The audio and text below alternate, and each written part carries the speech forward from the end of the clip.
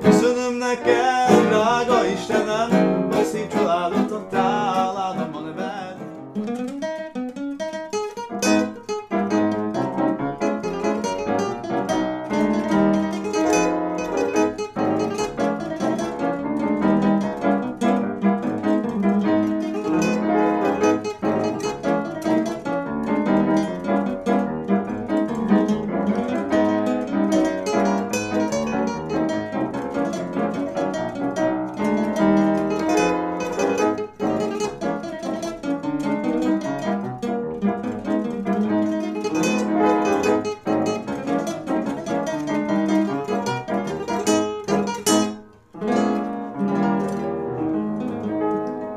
Veľmi sa teším, že sa opäť stretávame pri našom školskom podcaste.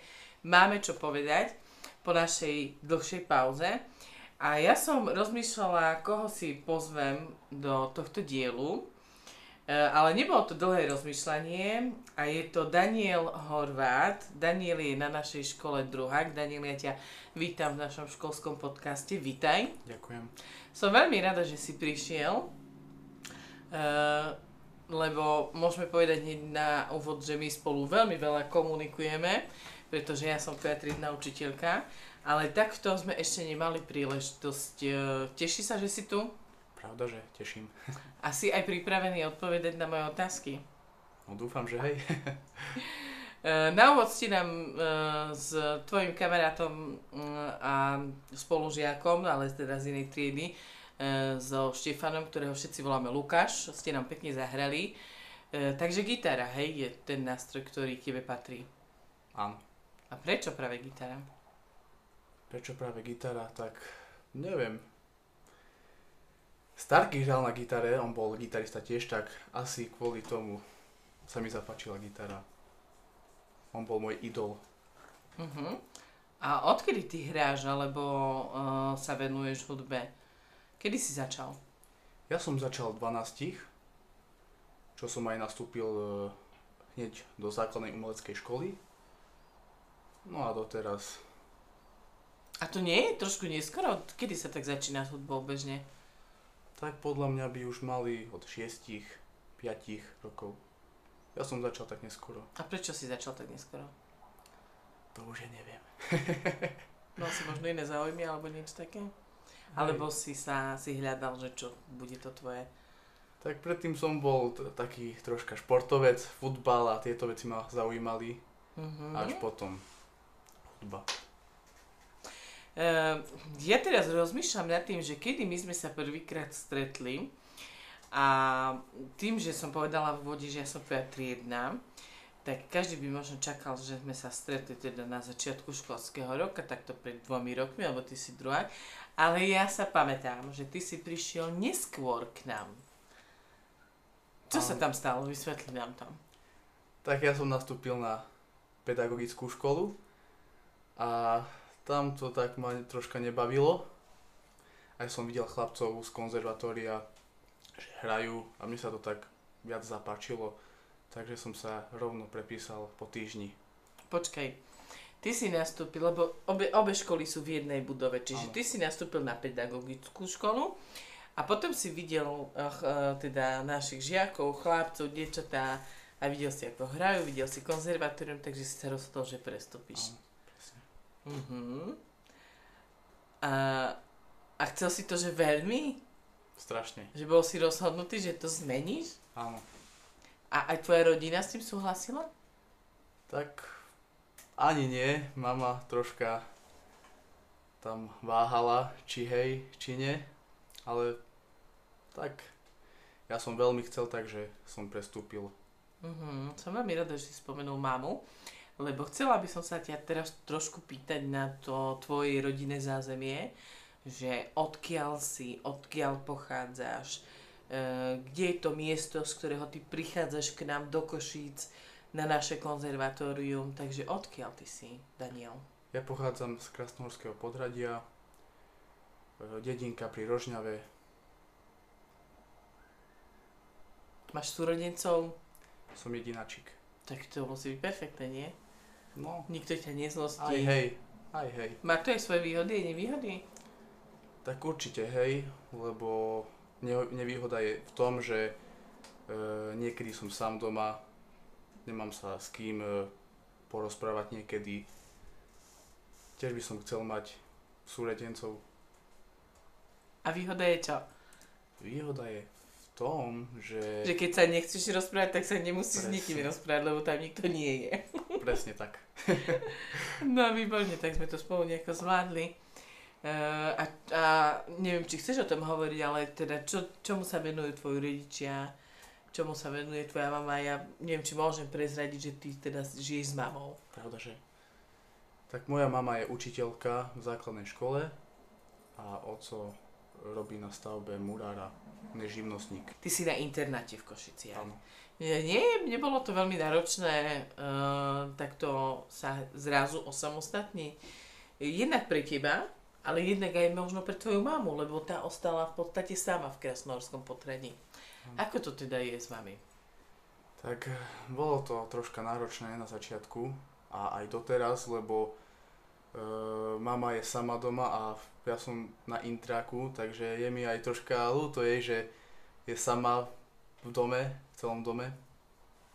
Takže takto. Ale asi sa dá na to zvyknúť, nie?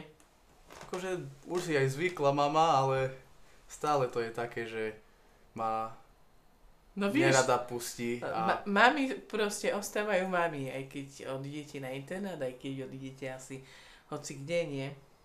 to je pravda, hej.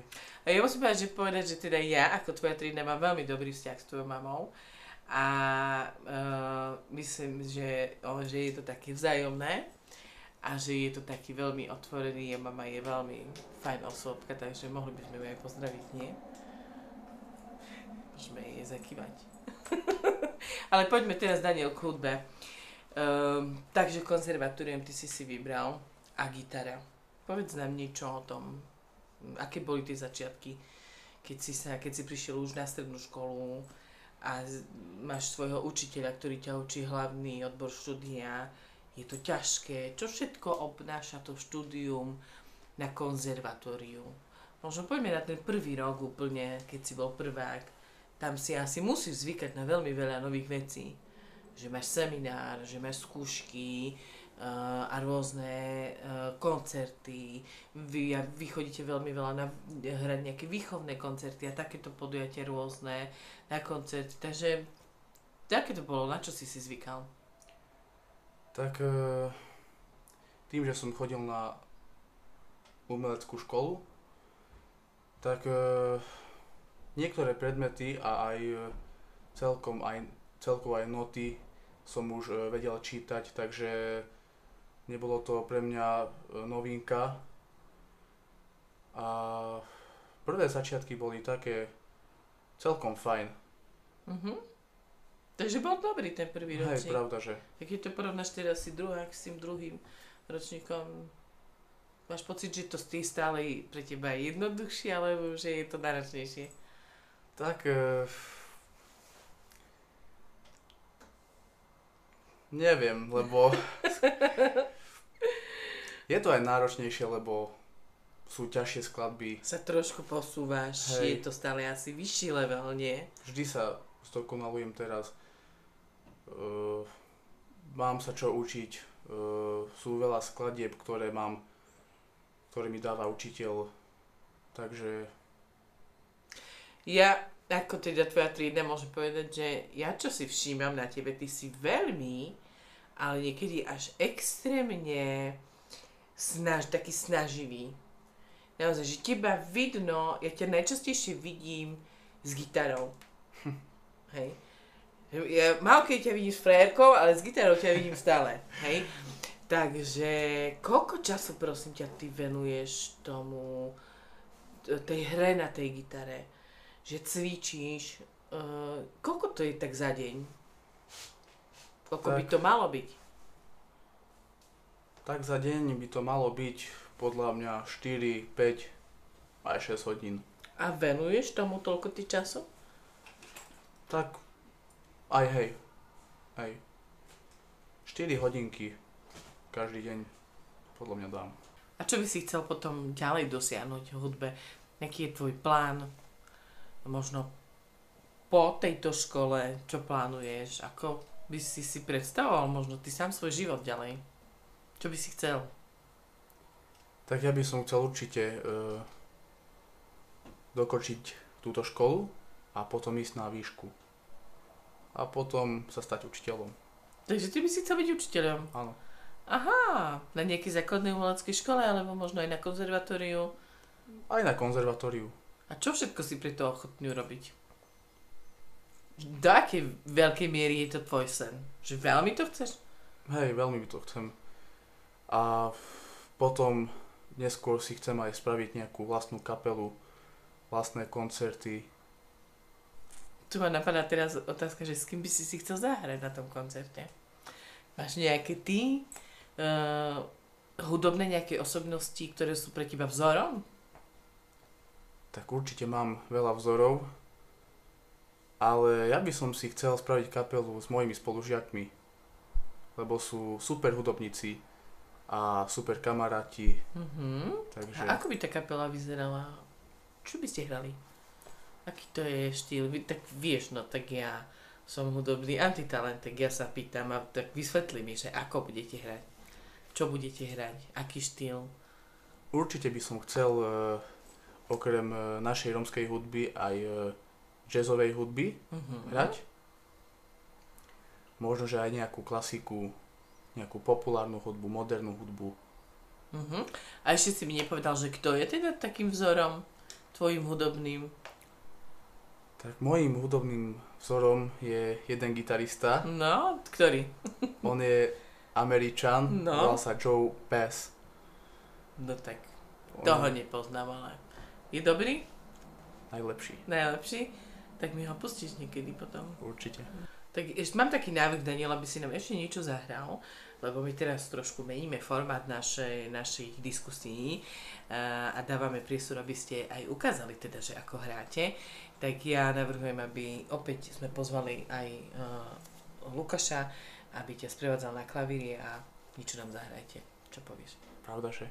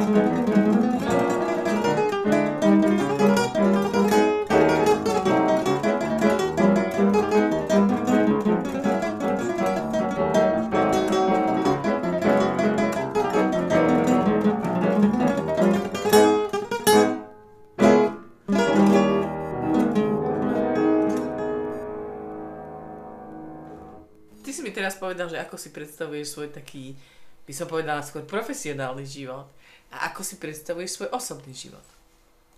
Aké sú tvoje hodnoty? Vieš, kam tým mierim? Že čo je pre teba dôležité, čo by si chcel v živote, ale nie skôr v takom profesionálnom, skôr v takom osobnom rozmere.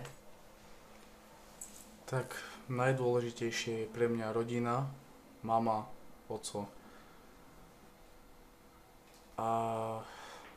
A čo by si chcel v živote? V takom tom osobnom pre seba, aký by mal byť tvoj život? Či by mal byť naplnený? Myslíš, že by ti stačila tá hudba? A tak nie. A čo by si chcel? Tak určite nejakú dobrú ženu. Takže by si sa chcel oženiť? Pravda, že? Možno nejaký dobrý rodinný život? Láka ťa to vôbec niečo také? Rozmýšľaš niekedy o tom? Tak teraz ani nie. Nemám také ciele. Ale v budúcnosti určite budem mať. Že sa niekedy nad tým zamyslíš, že je fajn mať aj nejaký taký domáci prístav, kde máš všetko v pohode a kde si môžeš oddychnúť od toho svojho profesionálneho nejakého života. Ktoré sú podľa teba vlastnosti, ktoré charakterizujú dobrého človeka? Určite láskavosť, úprimnosť a troška aj humoru by mal byť. Máš rád humor? Máš rád srandovných ľudí, zábavných ľudí? Pravda, že? Ja ťa poznám trošku, takže viem, že ty sa vieš zabaviť a máš dobrý humor, ktorý aj mne celkom vyhovuje. Hovorili sme už o tvojich plánoch, o tom, že čo by si chcel, o tvojom profesionálnom živote, ale ty si študent teraz. Študuješ na strednej škole, študuješ na konzervatóriu na Košiciach. Podľa teba je vzdelanie aké dôležité? Veľmi? Alebo ani nie? Dá sa to aj bez toho dnes? Tak určite je vzdelanie dneska v dnešnej dobe veľmi dôležité. Je veľmi dobré, keď má človek nejakú školu a potom nejaké zamestnanie, lebo bez zamestnania a bez vzdelania asi nie je dobrý život, nie? Tak. Vedel by si predstaviť, že by si nešiel študovať na strednú školu? To určite nie. Koľkými jazykmi ty rozprávaš? Ja rozprávam 3 jazykmi. No, tak ktorý mi povedz. Po slovensky, po romsky a po maďarsky. Takže aj maďarsky, aj rómsky, aj slovenský. Povedz mi, ktorý ti najbližší. Najbližší... Ako rozprávaš doma s mamou? Doma s mamou rozprávam po maďarsky. Takže tvoj materinský jazyk je maďarčina? Áno. A kde si sa naučil po rómsky? Po rómsky doma tiež už. Ale bližšie už tu na škole, keďže máme aj rómsky jazyk. Áno. A mama rozpráva doma po rómsky niekedy? Áno. Rozpráva tiež. Skvelé. No dobré, že si povedal, že máš teda ten rómsky jazyk. To...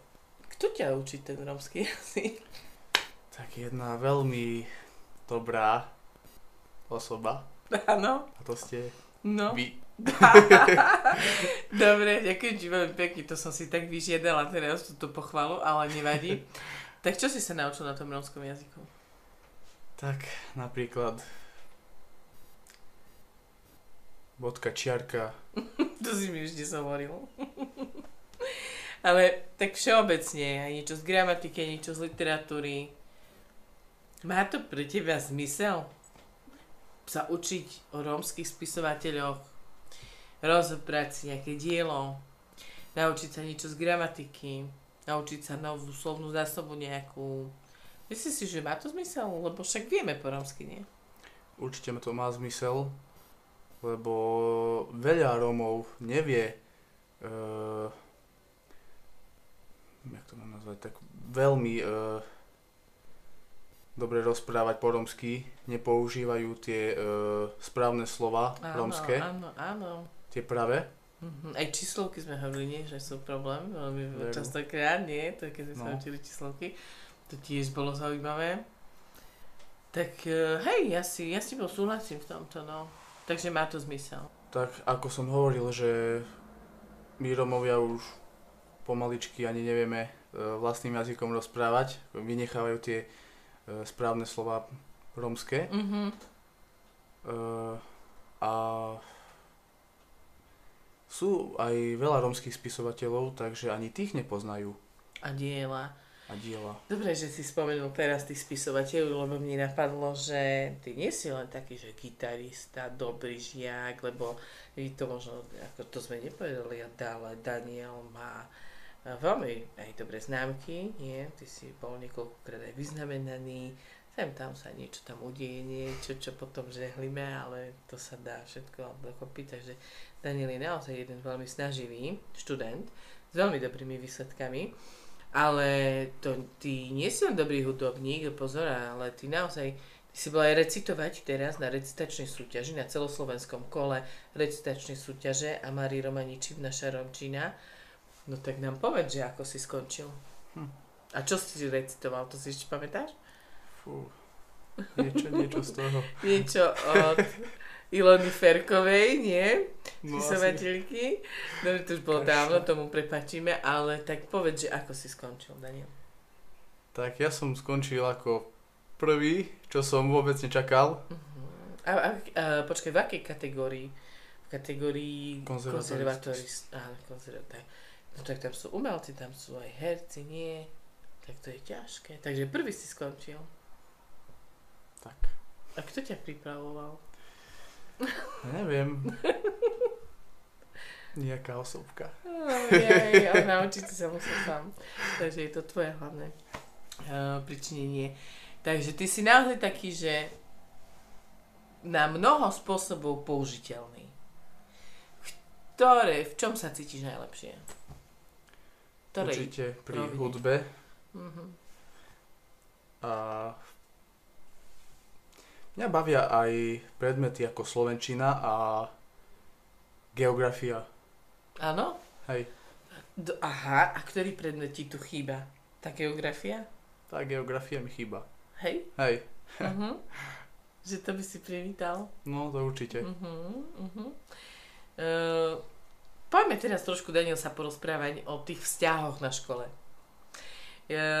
Lebo ja naozaj, čo si tak veľmi vážim na vás a na všetkých, ktorí tu ste, že ja som sa nestretla, ja neviem, koľko tu som rokov, ale nie až tak veľa, ale zase dosť na to, aby som si všímala veci.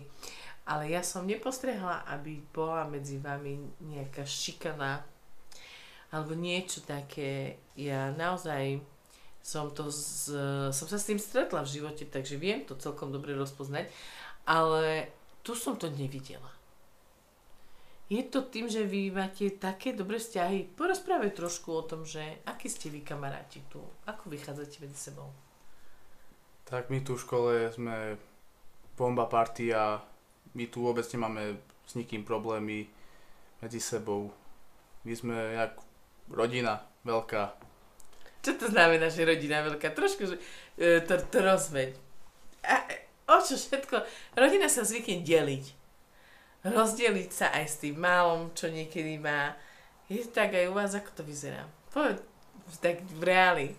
Ako si pomáhate, ako sa podporujete. Aké sú tie kamarátstvá? Tak u nás tie kamarátstvá sú veľmi aj úprimné, srandovné, niekedy si povieme svoje a jak bratia, sestry.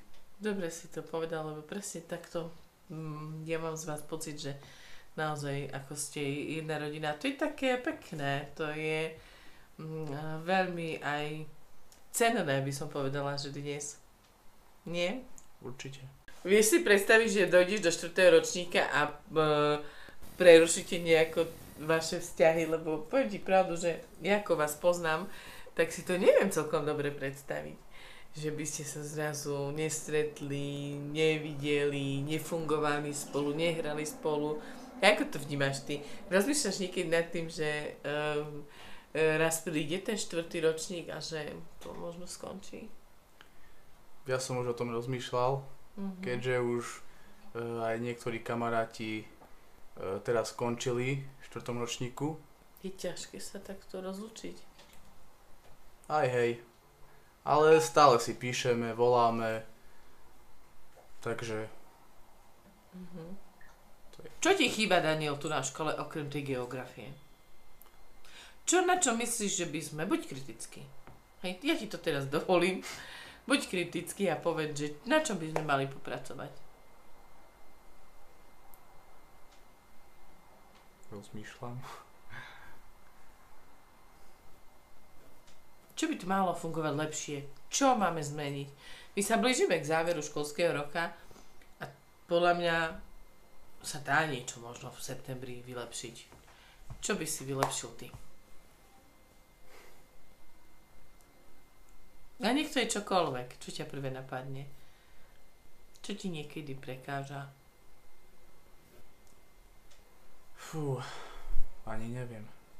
Vzťahy, rozvrh hodín, že tu nezvoní napríklad na začiatok hodiny alebo na konci, ja neviem, mne osobne to trošku vadí, lebo sa neviem potom časovo orientovať. Toto je troška... Hej, takže zvonenie potrebujeme. Zvonenie potrebujeme, lebo niekedy, keď si nevšimneme, tak je tá hodina dlhšia. Aha, alebo sa zabudneme niekde a potom sa mešká, áno, takže musíme mať hodinky.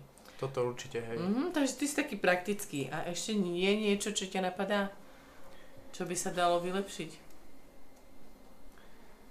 Neviem, tak možno keby tu čapovali pivo, alebo nejaká reštika, keby tu bola hneď. Myslíš, niekde priamo? Tu, hej, že by sme... Aha. Keby pán Prátnik čapoval pivo, kofolu, také veci. Pizzu by nám dal. Hej. Takéto veci. A srandujem. Hej. A inéč kofolu aj ja by som si dala. Hej, no. Dobre, tak skúsime to navrhnúť pani riaditeľke. Uvidíme, že čo nám povie na to. Uvidíme. Daniel, veľmi príjemne a dobre sa s tebou rozpráva a veľmi dlho by sme mohli, aj keď viem, že je to tvoja taká premiéra, ale ty si veľmi dobrý diskutér s veľmi dobrým pohľadom na život. Ja som rada, že ťa mám v tíme, lebo nás beriem ako tím a viem, že si veľmi snaživý, takže veľmi rada som, keď vidím, že sa ti darí a že máš taký dobrý, zdravý pohľad na svet a život okolo seba. A budem rada, keď možno v závere dojdeme k tomu, že som aj ja možno maličkou nejakou mierou prispela k tomu, že tam niečo ostane dobré, lebo to je moja snaha, o čo sa snažím, aby sa vám to darilo, aby sa z vás stali možno ešte lepší ľudia, ako ste, lebo vy ste perfektní ľudia, ale život vie byť niekedy krutý, tak aby ste boli pripravení na to. Veľmi pekne to povedal jeden rodič, jeden rodič od vás z našej triedy, ktorý mi v závere školského roka minulý rok poďakoval a mi povedal, že mi ďakuje za všetku tú starostlivosť a ochranu vás a že vás niekedy ochraňujem aj samých pred sebou. To ma tak trošku potešilo, lebo niekedy to tak naozaj je. Ale myslím, že to nie je tvoj prípad. Ja ti prajem veľmi veľa úspechov, nech sa ti darí, nech si hlavne zdraví a nech robíš túto nám radosť na našej škole. Nech tu svietiš tak, ako tu svietiš, lebo naozaj tú radosť a to svetlo nám prinášaš. Ja ti ďakujem, že si tu bol a môžeš sa aj ty rozlúčiť s našimi divákmi, ak chceš.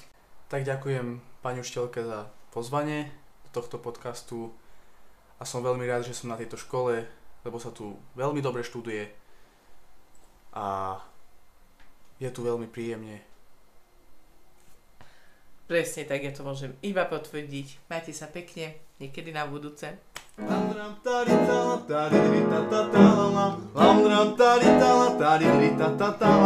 Köszönöm neked, drága Istenem, hogy szép családot adtál, áldom a neved, hogy nem kérek itt más, semmi egyebet, csak hogy boldogok legyetek. Én értetek megyek, reggel felkelek, a gyerekeimnek